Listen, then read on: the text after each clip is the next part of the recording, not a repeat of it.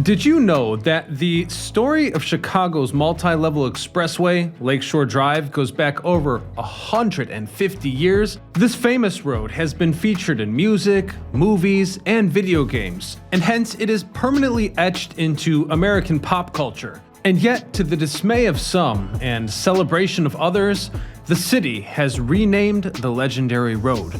But why? Was this done in the name of modern political correctness?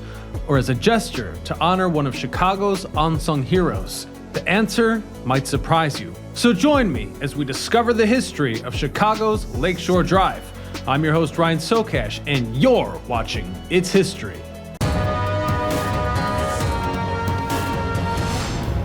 The history of Lakeshore Drive began in the mid-19th century following efforts to move the bodies of cholera victims from the Chicago coastline so that a park could be developed in the vacant and former cemetery.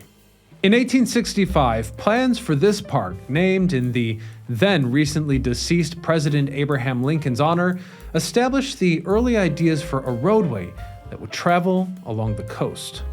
This plan was developed by architects Swain Nelson and Olaf Benson. Development continued for Lincoln Park and Lakeshore Drive, but many credit the accolades of Potter Palmer in 1882 as the direct starting point to what became Chicago's most famous road. Potter Palmer decided to build a mansion by the shore, despite being described as an unusual place of residence by the Chicago Tribune during construction. Palmer was a trendsetter among other wealthy landlords, and hence others began to build homes in the area and fund the surrounding space. Many, including Palmer, believed that the beautiful sights of the shore would raise property values. Hence, in 1909, architect Daniel Burnham created his Plan of Chicago. This plan noted the potential of expanding the park space around the coast through the city limits. He specifically envisioned a boulevard through the park, furthering the development of what would become Lakeshore Drive. The drive would continue to expand in the early 20th century. Then, in 1911, legal battles led to Aaron Montgomery Ward establishing Chicago's shore as a public space. Ward, a wealthy Chicago local, dedicated his life to supporting the working class of Chicago and has been described as one of the country's, quote, first environmentalists. These legal battles would become some of the last contributions by Ward as he passed away on December the 7th, 1913. The 1930s was a pivotal time for Lakeshore Drive's development. The Chicago World's Fair would transform the coast of Lake Michigan. The Chicago's World Fair, or as it was known officially, a Century of Progress International Exposition, was held in Chicago in 1933. And this, of course, was not the first edition of the World Fair visiting the town. But this occasion was special as the World's Fair celebrated the 100-year history of the city and highlighted the technological advancements of the time. As the United States was still in the early years of the Great Depression, the fair hoped to distract the public with the hope of an advanced future. One nice example of this was the 1933 Homes of Tomorrow exhibition, which featured various innovations in architecture. Surprisingly, after the fair ended the following year, 5 houses were floated over Lake Michigan, starting by the drive and ending in Beverly Shores, Indiana. The buildings survived this journey and remained in the custody of multiple parties within the state. The Chicago Bay Area received much tourist attention from the World Fair, bringing much traffic to our road. As it continued expanding, the drive received Federal Works Progress Administration funding as a part of President Roosevelt's New Deal. The WPA has been described by PBS as, quote, the most famous because of the sheer number of people it impacted. 8.5 million people were employed under this program. But it was canceled in 1943 because the federal government realized that direct relief would be cheaper than employment. That being said, within Lakeshore Drive, the WPA support allowed the road to extend into a limited access expressway. A limited access road is designed to handle traffic efficiently. It separates opposing traffic and minimizes pedestrian crossings to optimize transportation speeds. Limited access roads came to prominence in the United States at the turn of the 20th century and became commonplace when Lakeshore Drive was formally developed. After the World's Fair's spotlight brought greater attention to the road, it became necessary for expansion. The early plans for Lakeshore Drive did not anticipate the technological boom of the automobile. Still, by the 1930s, it became clear that the drive must become isolated from non-automobile forms of transportation. And so it was. By the mid-1950s, the road had expanded yet again. This time, Lakeshore Drive was extended north, now including the space from Foster Avenue to Hollywood Avenue. After many years of these various expansions to the road, the authority over Lakeshore Drive moved in 1959. Initially under the jurisdiction of the Chicago Park District, the road was originally an addition to Lincoln Park, but ultimately the city of Chicago took control. However, this was short-lived as the jurisdiction of the road once again was transferred to the Illinois Department of Transportation within the next 20 years. In 1975, Friends of the Parks was established to preserve the public parks in Chicago. The group formed as a response to corruption in the park administration. They viewed the current status of Chicago's parks as in shambles and in need of outside intervention. Throughout the second half of the 70s, Friends of the Parks advocated for park cleanup events and other related political fundraisers. In 1979, Friends of the Parks focused on renovating the space around Lakeshore Drive. They asked for the Chicago Lakefront Trail to be resurfaced and marked. Their work paid off, and by the 1990s, the Chicago Park District and the Illinois Department of Transportation implemented aesthetic renovations along the road. This project involved adding greenery to the surrounding land. After the aesthetic renovations of the 1990s, Lakeshore Drive has not had any significant facelifts or changes outside of routine maintenance, meaning that in many ways this road is authentically historic. However, according to the official Lakeshore Drive website, the relationship between the road and Lincoln Park has strained over time due to their continued usage. Despite the relatively static current status of the street, the Illinois Department of Transportation started a study of Lakeshore Drive's infrastructure to investigate potential future optimizations back in 2013, and a new vision was born. The Redefine the Drive project proposed various ideas to the public over Zoom on March the 24th, 2022. However, the crowd was skeptical of what the project would be able to accomplish. They could not ask questions or engage directly with the project members due to the form of this public presentation. And some have noted that this behavior has been a reoccurring theme with the Redefine the Drive project, as they only had 4 public meetings in their decade-long tenure. The public was critical of the project's lack in transparency, pointing out that the March 24th meeting had not been advertised.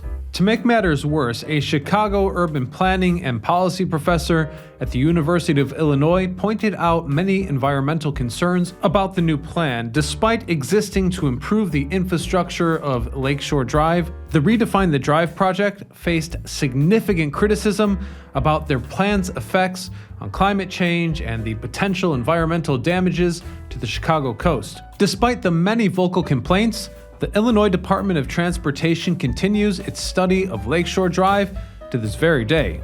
By the late 20th century, Lakeshore Drive became a cultural symbol for the Chicago coastal region. In 1973, the Chicago-based band Aliotta Haynes Jeremiah released their 3rd studio album named after the road.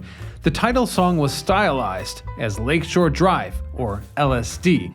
Obviously, those unfamiliar with the Chicagoland area misinterpreted the lyrics entirely, but Chicago locals maintain that the song is a tribute to the road.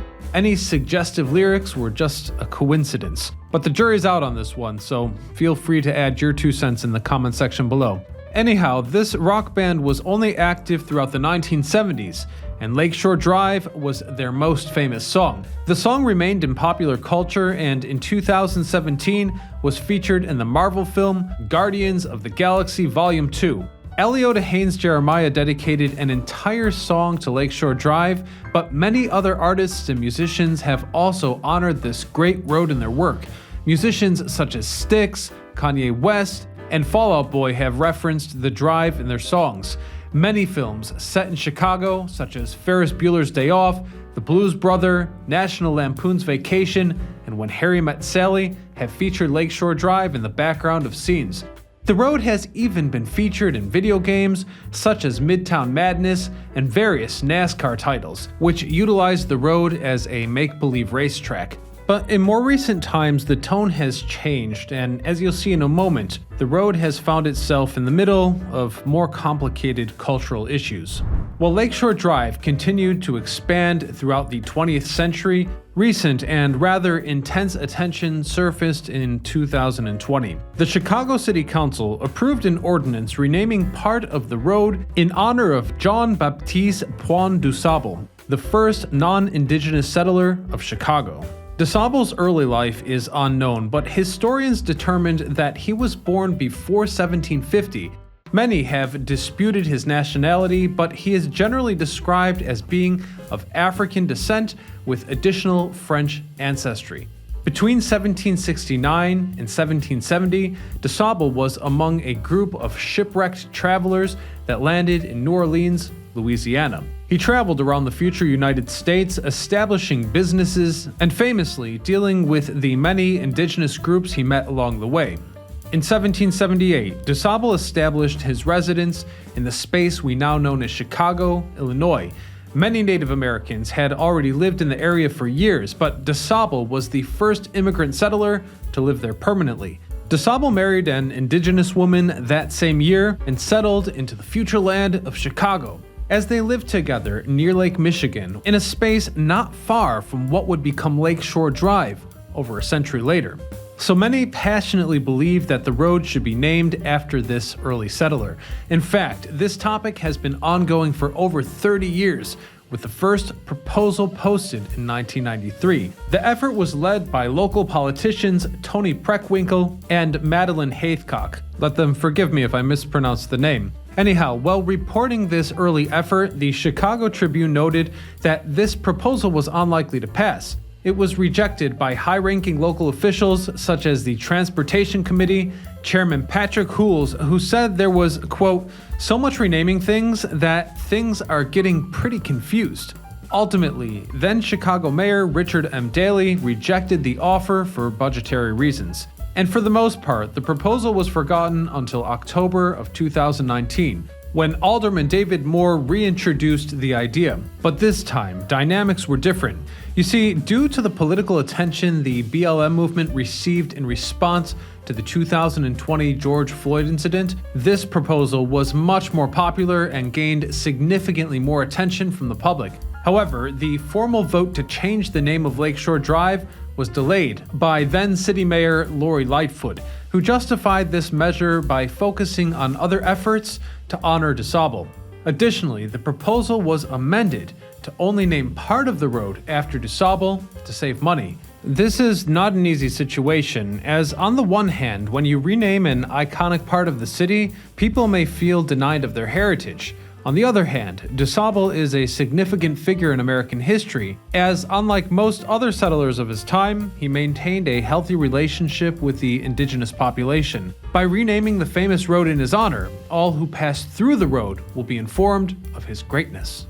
And although that's a nice gesture, I will always think of it as Lakeshore Drive, the same way I still call the Sears Tower by its real name. And I'd be curious to know where you all stand on the renaming of one of Chicago's most epic roadways.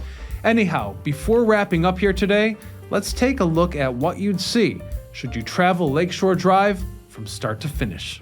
If travelers were to embark on a journey along Chicago's Lakeshore Drive from start to finish, they would witness a breathtaking view of Lake Michigan and the skyline of one of America's most vibrant cities. Starting from Hollywood Avenue, they would first pass by the historic Edgewater Beach Hotel, a landmark building that was once one of the city's most luxurious spaces. As they continue south, they would see the picturesque Foster Beach and Montrose Harbor, which is a popular destination for boating and fishing. Although a bit of a detour, further south, travelers would come across the iconic Wrigley Field, home to the Chicago Cubs baseball team. Yeah, I had to fit that in because my aunt lives over there, and she's pretty much a psycho-level Cubs fan. Anyhow, continuing south, they would see the Belmont and Diversey Harbor, two amazing spots offering stunning views of the city and the lake. As travelers approached the downtown area, they would see the magnificent Navy Pier, which is a bustling entertainment complex that features a Ferris wheel, an IMAX theater, and various restaurants or shops. They would also pass by Grant Park, a sprawling green place that is home to many of the city's most popular festivals and events. Travelers would then approach the renowned museum campus, which houses the Field Museum, the Shedd Aquarium, and the Planetarium. This area offers a wealth of education and cultural opportunities for visitors of all ages. As they near the end of the drive, travelers would come across the historic and picturesque University of Chicago, which boasts a beautiful campus and a rich academy of history. Finally, they would reach the end of the road, Jackson Park, where they can admire the famous Golden Lady statue as they take in the beauty of Chicago's lakefront. Overall, a journey along Chicago's Lakeshore Drive offers an unforgettable experience that combines stunning natural beauty with cultural and historical landmarks, not unlike that of New Jersey's Garden State Parkway, an episode you can watch next by clicking right here, or here, or here. Who knows anymore? Anyways, make sure you also subscribe. Until next time, this is Ryan Socash, signing off.